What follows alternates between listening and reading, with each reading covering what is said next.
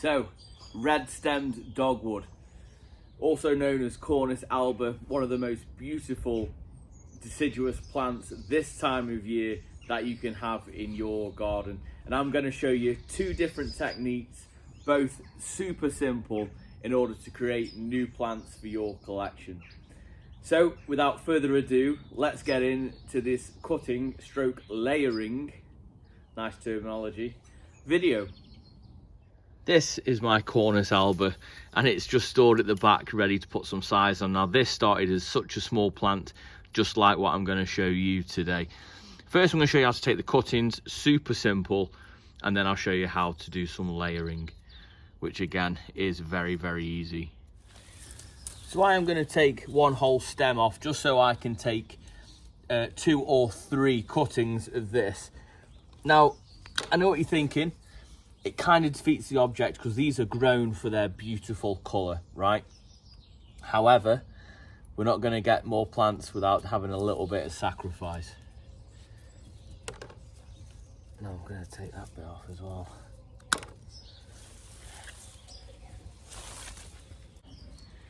So I know what you're thinking, they're grown for this colour, right? And I've just simply chopped it off. But I've taken all of this off just so I can take 2 to 3 cuttings, right? So these are super simple. Now, all you've got to do is go down to a leaf node. I'll show you what that looks like. Leaf node just sits just here. All the hormone sits within a leaf node. So I'm a strong believer that you don't need any hormone rooting powder. Now, lengthwise, you need around 6 to 8 inches, 6 inches minimum, 8 inches maximum, okay? And what you want to do is take it off. Can you just see the growth points just on here? You want to do a nice clean cut. So you've got the leaf node at the bottom where all your hormone sits, and then you've got your growth at the top there. And that is it. So we'll repeat that process. So that with that cut, it will leave you needing to take it back off to there. And then I am actually going to take it off there because I can't get another cutting out of that. Right, so what next? Anyone knows me, I actually like a square pot, but for this one, I'm going to use a round one. This is because the cuttings actually sit around the outside of the pot, giving them some stability, right? So any cuttings like this, whether it be Weigela, Cornus, in that kind of family, likes a free draining soil in order to get going when it comes to cuttings. I'm using a multi-purpose compost mixed with some vermiculite. Now what that vermiculite does is it helps it with the free draining situation. Too much water will just mean that your cuttings will rot away. You can use sand, you can use grit, and very often, depending on where you are in the world, garden soil is one of the best ones going for this. Once you've got that in, I'd give it a really good firm down because when you water it, it's going to sink anyway. And it always bring it up to the top of the pot because that's what we call really good plant hygiene. Okay, so it means that there's decent airflow over the top and it's not getting stuck in. And all that sort of good stuff. So cuttings, very important that you're the right way up. So this is your growth point with the leaf node just here. Now what you want to aim for, 2/3 of the cutting inside the pot, or as much of it in the pot as you can possibly get. So therefore what you're doing is ensuring at least 2 to 3 leaf points, so 3 lots of hormone are sitting inside the soil. Give them a firm up. We're going to give them a really good water, and then I'm going to show you what I'm going to do with these until spring.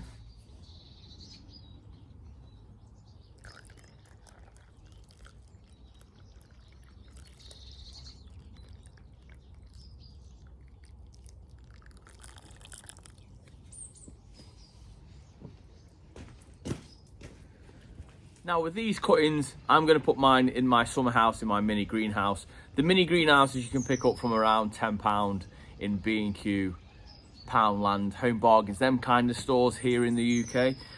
Now it's not essential that you need this. I'll insert a photo now of something I've done in the past and had great success with, where I simply put a clear bag over the top, an elastic band or a cable tie around there to keep all the moisture in, and it creates its own small mini greenhouse. They don't have to go indoors. In fact, heat helps them dry out much quicker, so it's not beneficial for the cutting, but you will need to put it somewhere in a shelter spot in your garden within its little wrap.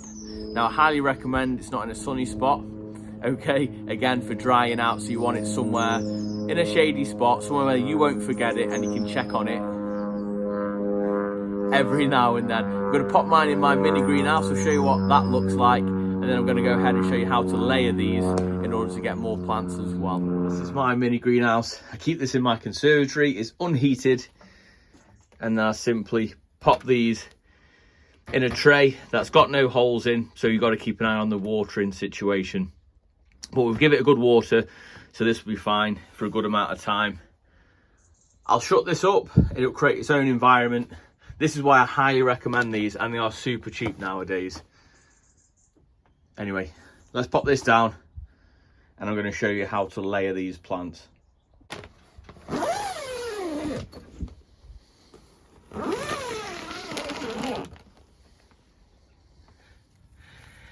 So what some people do, put a little anchor in, so maybe a peg or like a metal peg, something like that, to hold that in there, and then they'll simply cover this up.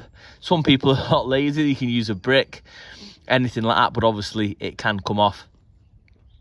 Let me go ahead, see if I can find something to anchor this down, and then we're going to cover it over.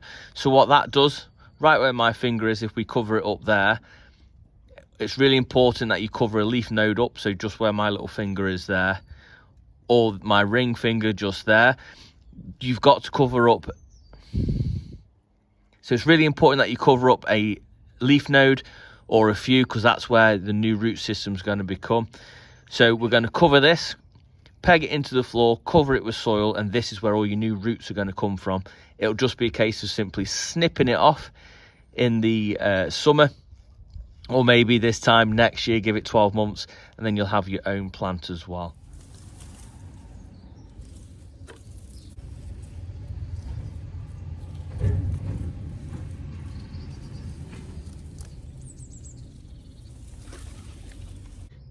So now it's going to create its own root system just off the leaf nodes under the soil. There we have it. As you can tell, it's much later. Hope you enjoyed the video. Let me know down below if it's something you're going to try. Say hello, Gertie. It's a really easy method. Both methods are really simple. Until tomorrow, I'll see you in the garden. You take care.